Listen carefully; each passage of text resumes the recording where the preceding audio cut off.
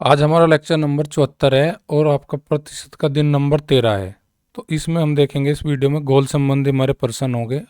अगले 4 से 5 मिनट में हम 5-6 क्वेश्चन लगाएंगे, 5 क्वेश्चन इसमें। तो देखिए जल्दी से बनाते हैं गोल संबंधी प्रश्नों को। देखिए क्या है एग्जाम्पल नंबर हमारा 28 है। नमक जो है वो 6 लीटर के घोल में कितना परसेंट है, 5 है। उसमें से 1 लीटर पानी निकाल दिया जाता है वाष्प के द्वारा। अब उन्होंने पूछा शेष बचे घोल में पानी नमक का परसेंट कितना है। देखिए पुराना घोल था 6 लीटर, 6 लीटर में कितना नमक है, 5%। तो 5% कितना बनेगा 6 का, आपका 5 अंक 30, 30/30 100 का मतलब हो जाएगा हमारे पास 0.3 लीटर हमारे पास नमक है। अब 1 लीटर पानी निकालेंगे 6 में से, तो नए घोल में अब कितनी मात्रा का रह जाएगा हमारे पास, 5 लीटर का।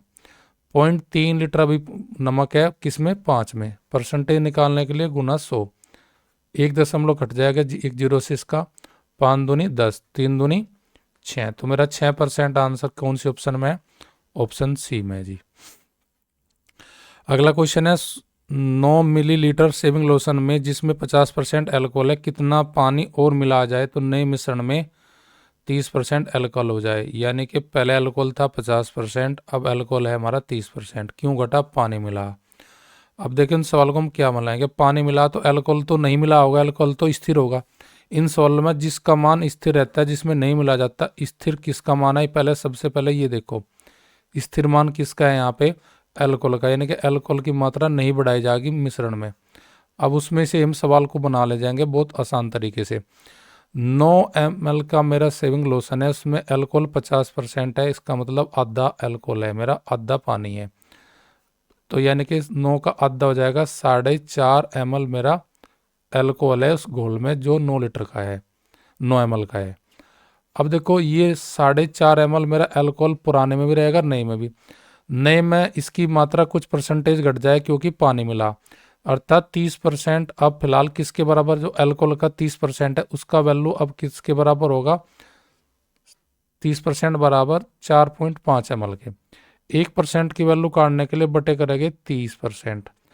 100% की वैल्यू काटनी तो हम गुणा करेंगे 100 की, क्योंकि नए घोल की मात्रा निकाल रहे हैं अब हम यहाँ 100% की वैल्यू निकालने के साथ।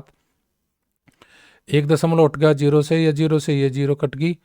45 को 3 भाग करेगा कितनी बार हमारा, 15 बार। तो यानी कि मेरे पास जो 100% की वैल्यू आई ये मेरे नया घोल की आई। नया घोल कितना है, मेरा नया घोल है जी 15 ml। अब पुराना घोल की मात्रा कितनी है, 9, और 15-9 का जो अंतर आएगा वो हमें पता लगेगा कि हमने कितना पानी बढ़ा। तो 15-9 का अंतर आएगा जी 6 ml। 6 ml ही मेरा पानी बढ़ा है, तो 6 आंसर मेरा ऑप्शन सी में आपका दिया है। अगला क्वेश्चन, इन सवालों में नो देखना किसकी मात्रा स्थिर रहेगी। देखो यहाँ पे दूसरा तो नहीं बता, वाष्प के द्वारा पानी उड़वा रहा। देखो पहले 12 लीटर में कितना था हमारा, 4% क्या था, चीनी थी। अब 2 लीटर निकाल दे यानी कि 10 लीटर बच जाएगा। अब उसमें शेष में ये पूछा कि चीनी कितना परसेंट है। तो पुराने घोल में चीनी देखिए कितना है, 12 लीटर में चीनी 4% है, तो उसका मीन्स हो जाएगा कि पुराने घोल में चीनी की मात्रा हो जाएगी 0.48 आपका लीटर। अब चीनी ये सेम हमें पूछा कि अब घोल हम वाष्प के द्वारा कम करेंगे, यानी कि 12 में से 2 लीटर हम घोल खत्म कर देंगे, यानी कि नया घोल रह जाएगा मेरे पास 10 लीटर। अब 10 लीटर में 0.48 लीटर चीनी है। अब इसी का परसेंट निकालना, तो 48.48 चीनी मेरी, और बटे नया घोल कितना 10 लीटर का, और परसेंट काटने के लिए गुना 100। ये 2 अंकों पर दशमलव खत्म हो जाएगा 100 से गुना करके।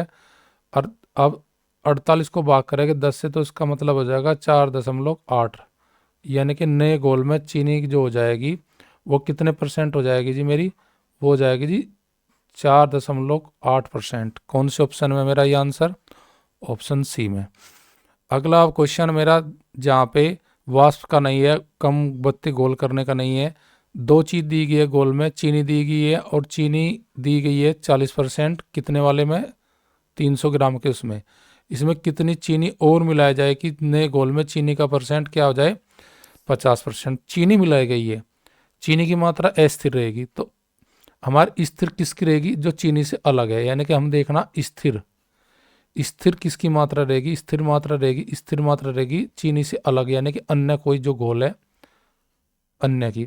अन्य पुराने घोल में कितना होगा, जब चीनी 40% है तो अन्य की मात्रा होगी 60% पुराने वाले में, और नए वाले में कितनी हो जाएगी जी, 50% चीनी है तो आपकी हो जाएगी 50%। अब ये 60 से 50% किसका निकालने हम, अन्य की मात्रा, अन्य घोल की, यानी कि घोल में जो अन्य है हमारा उसकी वैल्यू है पुराने वाले में, अगर चीनी 40 की है तो अन्य की मात्रा हो जाएगी 60 की, और नए वाले में अगर चीनी 50 की होगी तो दूसरे की मात्रा हो जाएगी मेरी 60। अब स्थिर जो रहेगी वो चीनी से दूसरी मात्रा रहेगी जो घोल में है। तो अब मैं क्या करूँगा, 300 का पहले 60% निकाल लूँगा। 300 का अगर मैं 60% निकाल दूँ तो मुझे पुराने घोल में अन्य की मात्रा पता लग जाएगी, यानी कि अन्य की जो चीनी से अलग जो उसकी वैल्यू कितने ग्राम हो जाएगी जी, 60 या 180 ग्राम। अभी 180 ग्राम पुराने में है, उसकी वैल्यू वहाँ पे है 60%, पर नए घोल में वो वैल्यू है उसकी 50%। तो 180 बराबर 50% के है, तो 100% की वैल्यू मेरी कितनी हो जाएगी, तो क्या करूँगा मैं, 50 में आधी में अगर वैल्यू 50% आधा वैल्यू यानी कि आपका 180, तो डबल करूँ मैं 180 का 360, यानी कि मेरी 100% की वैल्यू आ जाएगी। अब इन दोनों का मैं अंतर अगर कर लूँ, अंतर किसका, नए घोल का और पुराने घोल का। पुराना घोल कितना मेरा 300 ग्राम और नया घोल आया मेरा 360 ग्राम। इन दोनों का अंतर करूँगा तो मेरे पास आ जाएगा जी अंतर 60 ग्राम। और ये अंतर क्यों हुआ, क्योंकि मैंने चीनी मिलाई है, चीनी की मात्रा मिलाई है, और वो कितनी मिलाई है, वो पुराने घोल की और नए घोल की अंतर से पता लगेगा कितनी मिलाई है। नया घोल 360 ग्राम है मेरा, पुराना घोल 300 है, इन दोनों का अंतर मेरा आ जाएगा 60 ग्राम। अब उसके बाद मैं अगला क्वेश्चन देखता हूँ, मैं 5वां क्वेश्चन। एक बर्तन में रखे शुद्ध दूध की मात्रा 20% है, इतना ही पानी डाल दिया जाता है, इस प्रक्रिया को 3 बार के बाद बने मिश्रण में सांद्रता बतानी। देखिए पहले 20% में देखूंगा, 20% की वैल्यू मेरी कितनी बन जाएगी, भिन्न में 1/5 बन जाएगी। 1/5 का मतलब यानी कि 4/5, अर्थात अगर मेरा 5 घोल है तो वो आ जाएगा 4। अब ये प्रक्रिया मैं 3 बार करूँगा, यानी कि 5 का 4, 5 का 4, ऐसे करता हो जाऊंगा मैं। तो जब मैं गुना करूँगा 5 की 3 बार, तो यानी कि अगर पहले 125 है तो अब कितना हो जाएगा मेरे पास, 4 चौक 16, 16 चौका 64, अर्थात मेरे पास अगर पहला घोल दूध की मात्रा 125 थी, अब घटकर कितनी रह जाएगी 64। कितना कम हुआ, 125 और 64 का अंतर ले लेंगे, उतना कम हम बताएंगे कि कितना दूध घटा। तो 5 में से 4 जाएगा 1, यहाँ पे 12 में से 6 जाएगा तो 6 रह जाएगा, यानी कि कितना दूध कम हुआ मेरा, 61। कहाँ से कम हुआ, 125 से। बस 61 लीटर अब दूध है किसमें, अब दूध मेरा कितना बचा, 161 कम हुआ, तो कम की मात्रा नहीं लिखनी मुझे। अब देखना कि 64 मेरा दूध रहेगा, जो पहला था 125, तो यानी कि 64/125 करूँगा। अब परसेंटेज निकालने हैं तो गुना 100 की, अर्थात पहले अगर 125 लीटर दूध था, अब दूध की मात्रा होगी 64, तो 64/125 यानी कि दूध का अवमान बटे पुराना, उसमें तुलना कर रहा कि कितना परसेंट मेरा रह रहा है। तो गुना 100% निकालने के लिए 25 चौका 100 और 25 पंजे 125, और इसे डिवाइड करूँगा इनको, यानी कि 4 चौक 16 और 5 पंजे 25 है, 4 चौक 16 हासिल 1, 6 चौक 24 और 1 25, यानी कि 256 को भाग करूँगा 5 से, 5 पंजे 25, 5 एकम 5 बच गए, 1 लगा पॉइंट हो गए 10, 5 दूनी 10, अर्थात अब फिलहाल मेरा दूध का जो प्योरिटी रहेगी वह रहेगी 51.2। 51.2 मेरी कौन सी ऑप्शन में, ऑप्शन नंबर 3 में है जी।